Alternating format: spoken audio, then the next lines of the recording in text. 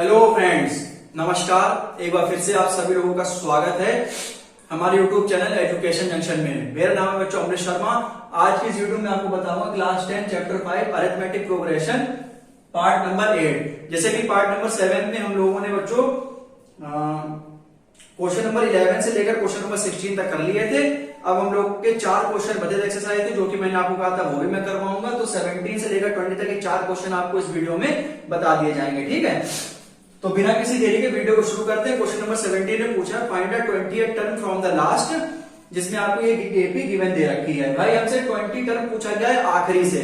Find the 20th term from the last term of the AP, ठीक है। 20 term पूछा गया है फ्रॉम द लास्ट से, तो भाई a-20 की वैल्यू मुझसे पूछी गई है, ठीक है। अब आप ध्यान दिया करें कि क्या पूछा है 20th term from the last AP, मतलब n की वैल्यू इसमें कितनी दे रखी है, 20 दे रखी है। सिंपल सी बात है। अब जैसे आप लोग कहेंगे कि मैंने 253 को लास्ट क्यों नहीं माना, मतलब ये मैंने L क्यों नहीं माना, तो भाई इसमें साफ साफ लिखा हुआ find the 20th term from the last term, मतलब 20 टर्म निकालो लास्ट टर्म में से। तभी मैंने इसको क्या करा है, a-20 मुझसे पूछा गया और n की वैल्यू मैंने 20 दे रखी है, ठीक है। तो ये बच्चों AP दे रखी है, वही अपना पुराना बच्चों मामला। सबसे पहले हम ये फर्स्ट टर्म वैल्यू निकाल लेंगे, 3 आ जाएगी, और d मतलब होता है बेटा common difference, a2 minus a1 8 minus 3 जो की वैल्यू 5 आ जाएगी, और a-n बराबर होता है l minus n minus 1 into D, जब हम लास्ट से टर्म निकालते हैं। एक मैंने शॉर्ट वीडियो बनाई हुई है लगभग 1 मिनट की, उसमें आपको सारे फॉर्मूले लिखे हुए हैं, तो वो मैं इसका लिंक डिस्क्रिप्शन बॉक्स में दे दूंगा। वहां से आप जो है एक मतलब पेपर पे मैंने वो फॉर्मूले लिख के मैंने समझाया भी है, तो मतलब 1 मिनट की वो शॉर्ट वीडियो, तो वहां से आप देख लीजिए सब फॉर्मूले मिल जाएंगे। जब हम लास्ट से टर्म निकालते हैं, जब हम स्टार्टिंग से निकालते हैं तो लगाते हैं an बराबर a plus n minus 1 into D. जब लास्ट से निकालते हैं तो a-n बराबर l minus n minus 1 into D, ये जब हम लास्ट से निकालते हैं, ठीक है। तो हमसे भाई a-n मतलब a-20 पूछी गई थी, तो आप यहाँ पर n की जगह कितना रख देंगे 20, ठीक है। तो यहाँ पर आप 20 रख दीजिए, ठीक है। तो a-20 यहाँ पर, ठीक।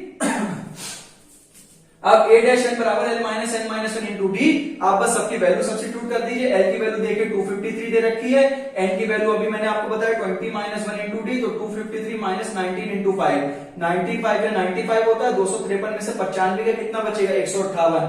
तो a-20 की वैल्यू कितनी आ गई, मतलब the 20th term from the last term of the AP कितना हो गया बेटा 158 हो गया। सिंपल सा क्वेश्चन था, ठीक है, और इंपॉर्टेंट क्वेश्चन है, अच्छा सवाल है, ठीक है। अब हम लोग बात करते हैं बेटा 18वें क्वेश्चन की।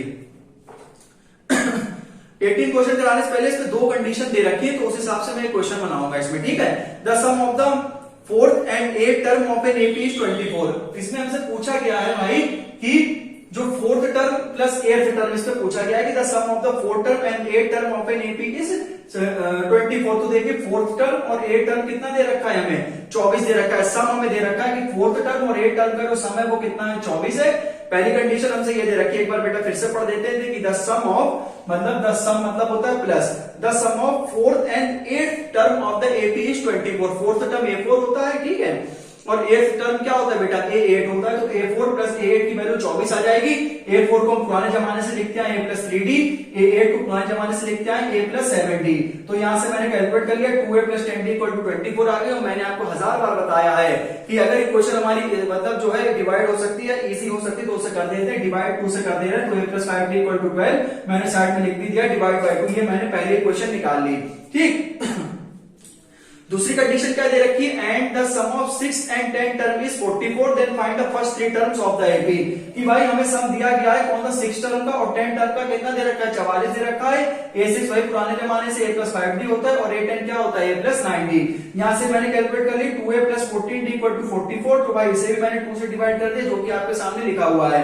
तो a प्लस 7d की वैल्यू 22 आ गई। पहली कंडीशन में एक बार फिर से बता देते, पहली कंडीशन में कह रहे थे कि a4 और a8 का जो सम है वो 24 दे रखा है, दूसरे में कह रहे थे 6 और 10 टर्म का 44 दे रखा है। यहां से मैंने इक्वेशन 2 में से फर्स्ट घटा दी, वो एलिमिनेशन मेथड लगा दिया है, d की वैल्यू 5 आ गई है। अब मुझे क्या पूछ रहा है इसमें बेटा, फर्स्ट 3 टर्म्स पूछ रहा है, तो बस निकाल देते हैं। 3 टर्म्स जो पूछे गए वो निकाल देते हैं, ठीक है।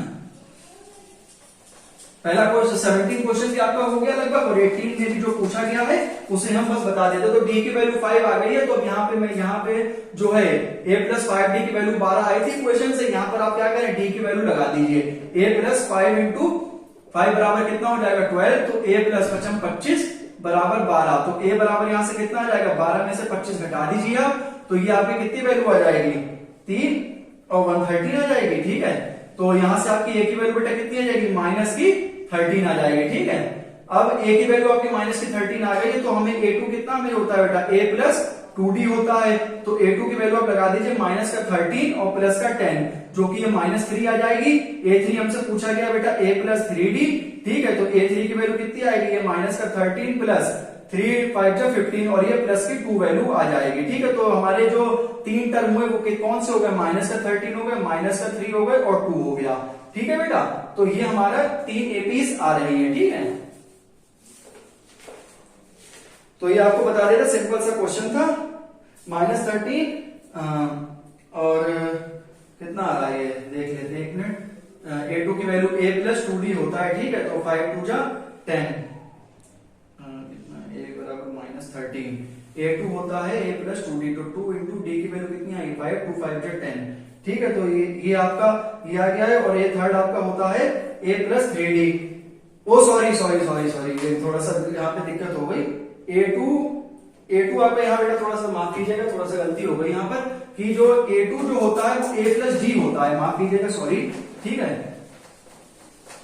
जो आपने फर्स्ट टाइम निकाल लिया कोई नहीं, जो आपका a2 होता है वो कितना होता है बेटा, a प्लस d तो होता है। तो a2 बराबर कितना हो गया, माइनस का 3 प्लस d की वैल्यू कितनी आ गई बच्चों, 5 आ गई। तो a2 की वैल्यू कितनी आ गई बेटा, -8 आ गई। और a3 की वैल्यू कितनी होती है बेटा, a प्लस 2d। तो a3 में आपका कितना रख दीजिए, 30 रख दीजिए, प्लस का 2 इंटू 5, जो कि a3 की वैल्यू कितनी आ जाएगी, माइनस का 13 प्लस का 10, तो जो कि -3 आ जाएगी। तो ये आपका आंसर था, गलती के लिए माफी चाहता हूं मैं, ठीक है। अब हम लोग क्वेश्चन नंबर 19 की बात करेंगे।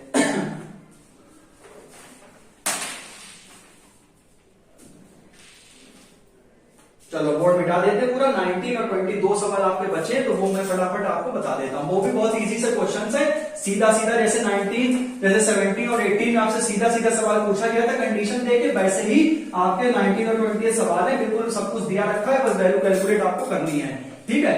तो ये लगभग मान के चलिए, तो सबसे आसान पार्ट है एपी का, ठीक है, जिसमें आपको 8 पार्ट में मैंने इंट्रोडक्शन से लेकर, ठीक है, सब कुछ आपको बता दिया है, ठीक है। अब हम लोग बात करते हैं बेटा 19 क्वेश्चन की। इसमें लिखा है Subba Rao started working 1995 at an annual salary of ₹5,000 and receive an increment of ₹200 each year. In which year did his income reach ₹7,000? ठीक है, तो भाई हमें आप देख लीजिए कि इसमें जो क्वेश्चन नंबर 19 है, इसमें आप देख लीजिए कि ए की वैल्यू उससे कितनी दे रखी है भाई, फर्स्ट टर्म की 5,000 दे रखी है, और कौन से ईयर की बात करी गई है, 1995 ईयर की, ठीक है। अच्छा, तो भाई उसका जो डिफरेंस है, कॉमन डिफरेंस है, वो भी आपको इधर सामने दे रखा गया है, 2000 दे रखा है। और एन की वैल्यू भी आपको दे रखी है 7000, और आपसे एन की वैल्यू पूछी गई है, और यहाँ पे सब कुछ मैं बता देता हूं इन विच ईयर, ठीक है।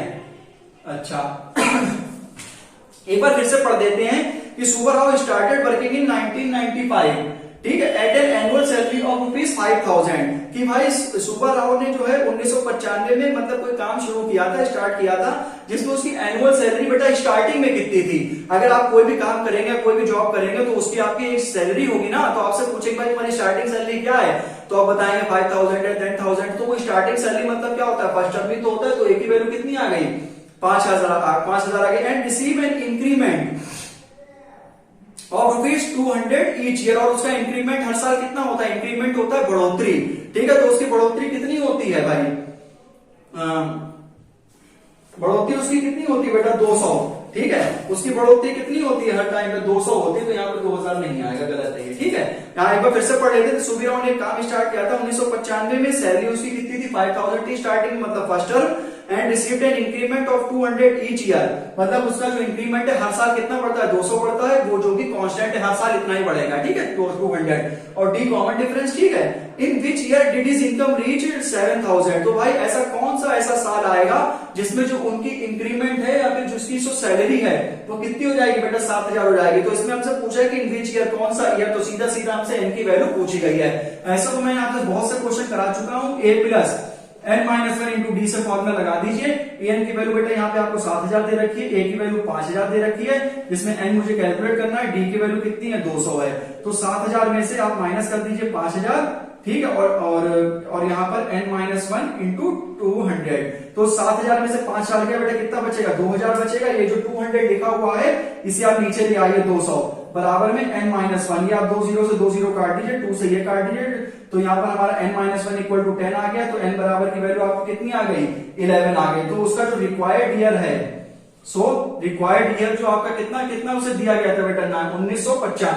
1995 दिया गया था। और n की वैल्यू कितनी आई है? 11 आई है। 5 1 6, इसका 0 हाथ से लगा 1, तो यहाँ पर ये कितना आ जाएगा? तो ये 2006, ठीक है। तो 2006 में उसका इंक्रीमेंट हो जाएगा 7000 रुपए, ठीक है। सीधा सीधा हमसे एक बार फिर से पढ़े थे सुपर, और नेक्स्ट वर्क स्टार्ट किया था 1995 में। एनुअल सैलरी, स्टार्टिंग सैलरी 5000 थी और 200 रुपए का उसे इंक्रीमेंट होता था हर साल, ठीक है। और भाई उन्होंने हमसे पूछा है कि उनके कौन सी साल में, in which year did his income reach, उसकी इनकम जो 7000 कब हो जाएगी, कौन से साल में हो जाएगी? तो वो 2006 में हो जाएगी, ठीक है। सिंपल सा क्वेश्चन था। अब जो है हम लोग इसमें 28 क्वेश्चन की बात करते हैं, आंसर नंबर 20, ठीक। अब इसमें लिखा है कि रामकाली सेव्ड ₹5 इन फर्स्ट वीक। रामकाली ने भाई फर्स्ट वीक में कितने रुपए बचाए? 5 रुपए। तो Ramkali saved ₹5 in first week of year and then increase her weekly savings by ₹1.75 if the nth week her weekly savings ₹20.75 find. सीधे सीधे भाई हमसे पूछ लिया, इसमें तो दिमाग लगाना नहीं है, इसमें तो सीधा सीधा हमसे पूछा गया एन की वैल्यू बताओ, जिसमें ए की वैल्यू मैंने आपको अभी बता देता हूं कितनी है, 5 है। डी की वैल्यू कितनी है? 1.75 है। और ठीक है, और एन की वैल्यू कितनी है? 20.75 है। एन की वैल्यू हमसे पूछी गई है। एक बार फिर से पढ़ देते हैं। Ramkali saved ₹5 in the first week of a year. तो भाई इसमें कितने रुपए बचाए थे first week of a year में? 5। सीधा सीधा ए की वैल्यू 5 हो गई। And then increase her weekly savings by ₹1.75, और उसकी हर वीकली कितनी बढ़ जाती है? 1.75। इसमें जो है 200 उसका था, ठीक है। तो सिमिलरली क्वेश्चन है, ठीक है। और वीकली सेविंग्स इनकम उसकी एन 20.75 पूछ रहा है, और इसमें लिखा हुआ है आखिरी में फाइंड है, मतलब नंबर ऑफ टर्म्स की वैल्यू निकाली है।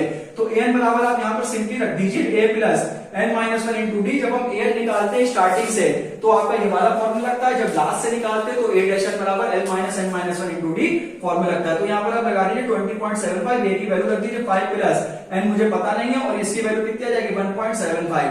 20.75 में से आप 5 घटा दीजिए, जो कि यहाँ पर कितना आ जाएगा? n-1 into 1.75। अब बीच में वो 20 में से 5 गया, कितना बचेगा? 15.75 बचेगा। यहाँ पर n-1 इंटू 1.75। अब 15.75 ये मल्टीप्लाई में, तो ये कहां पे आ जाएगा बेटा? अपॉन में आ जाएगा। 1.75 बराबर n-1। अब देखिए पॉइंट के बाद भी दो डिजिट है, पॉइंट के बाद भी 2 डिजिट है, तो पॉइंट से पॉइंट हट जाएगा, ये सीधा सीधा यहाँ पर लिख जाएगा। बराबर में कितना हो जाएगा? n-1। तो यहाँ पे मुझे लगता है ये जो है करीब 9 टाइम्स आएगा। तो n-1 बराबर 9, n इक्वल टू कितना आ गया? 10 आ गया, जो कि हमने सीधे n की वैल्यू पूछी गई थी। तो बेटा ये एक्सरसाइज आपकी पूरी कंप्लीट हो गई है। इसके बाद आपको अगले वीडियो में आपको सम बताया जाएगा, sum of first N terms of an AP, ठीक है, कि एन टर्म्स के सम कैसे निकालते हैं। तो बेटा आज के वीडियो में इतना ही। आपके 5.1 एक्सरसाइज भी कंप्लीट, 5.2 एक्सरसाइज भी कंप्लीट। अब हम लोग इसमें नेक्स्ट टॉपिक में मिलते हैं। वीडियो अच्छी लगी हो स्टूडेंट, वीडियो को लाइक करें, चैनल को सब्सक्राइब करें। Thank you so much.